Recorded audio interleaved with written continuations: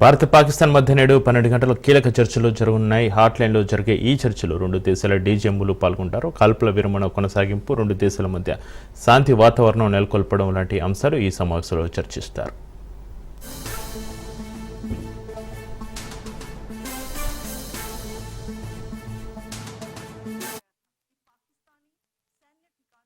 ఉధృత పరిస్థితులు ఏర్పడినప్పుడు డీజీఎంఓలు మాట్లాడుకుని ఈ సమస్యను పరిష్కరించుకోవాల్సి ఉంటుంది.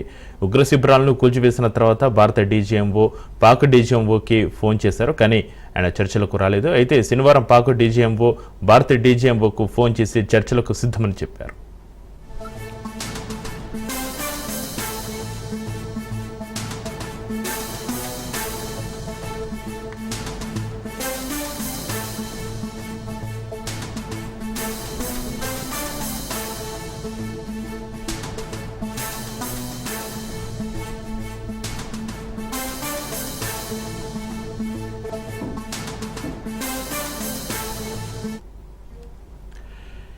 ఇక మొత్తానికి ఇవాళ భారత్ పాకిస్తాన్ మధ్య శాంతి చర్చలు జరగనున్నాయి.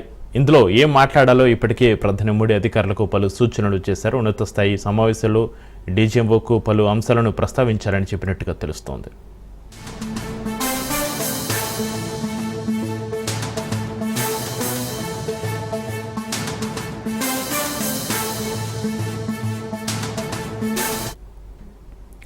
ఇక కాల్పుల విరమణ ఒప్పందం తర్వాత కూడా పాకిస్తాన్ ఆర్మీ కాల్పులు జరపడంతో పాటు డ్రోన్ దాడులకు యత్నించింది. ఈ అంశంపై ప్రధానంగా చర్చించే అవకాశం ఉంది. అంతేకాకుండా సింధు జలాల అంశం కూడా ఈ సమావేశంలో ప్రస్తావనకు రానుంది. వీటితో పాటు తీవ్రవాదానికి మద్దతు ఇవ్వడం ఆపాలని భారత్ పాకిస్తాన్ గట్టిగా హెచ్చరించే అవకాశం ఉన్నట్టుగా తెలుస్తుంది. ఈ చర్చల తర్వాత భారత్ ఎలాంటి నిర్ణయం తీసుకుంటుందనేది కూడా ఆసక్తికరంగా మారింది.